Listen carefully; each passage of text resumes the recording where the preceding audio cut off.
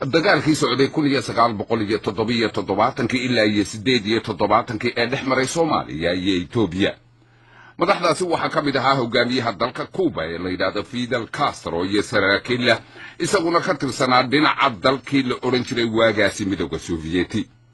haddaba marka aynu u soo noqono dagaalkii dhinaca Soomaalida sarkaalkii ugu sarreeyay ee dagaalka hogaaminaya waxa uu ahaa General Maxamed Cali Samatar ama sarreeye guud Maxamed Cali Samatar oo isagu ah ninka Soomaaliyeed ee darajo ciidan halka ugu sarreysa ka gaaray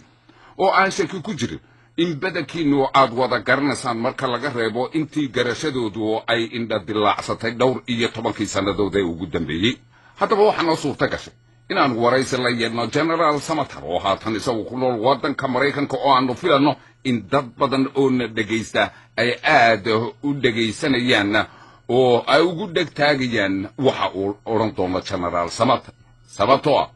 xogogaalnimadiisa iyo doorkii muuqday ee uu kaga jiray dawladdii Soomaalida ee xukunkeedii u dumay sanadku markuu 1990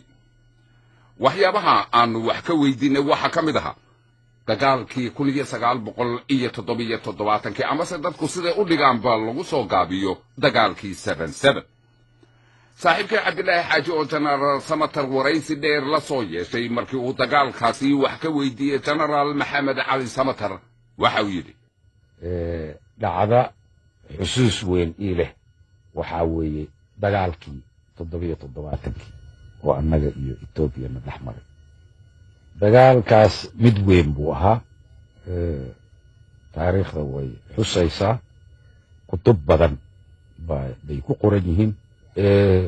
dugsiyaa la iska baraa al'aana dowlado badan baa dugsiyadooda dagaalka ka dhiga dagaaladaas aynu annaga iyo Itoobiya gallay na dhex maray. dagaalkaas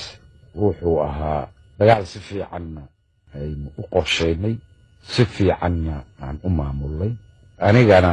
shakhsi ahaan xusuus weyn ii leh oo taariikhdayda meel weyn ka gelayo guud ahaan Soomaaliya dhan taariikhdeeda dagaalkaas meel weyn ka gelayo maxaa yeelay Soomaali waxay ku muuqatay dadka qiimaha ay leedahay dadnimadeeda iyo kartideeda ayay ku muuqatay. maxaa u sababa waxa u sababa Itoobiya markaa waxaa loo yaqaanay libaaxi Afrika libaaxi geeska Afrika ayaa loo yaqaanay cidina isma lahayn ciidanka Itoobiya ciidan isurtaagi karo ayaa Afrika ay leedahay cidna kuma fikraynin markaa laakiin ciidankii libaaxi geeska Afrika la baxay bisad baan ka soo saaray muddo bilooyin aanan badnayn gudaheed haddaanan loo soo gurmanna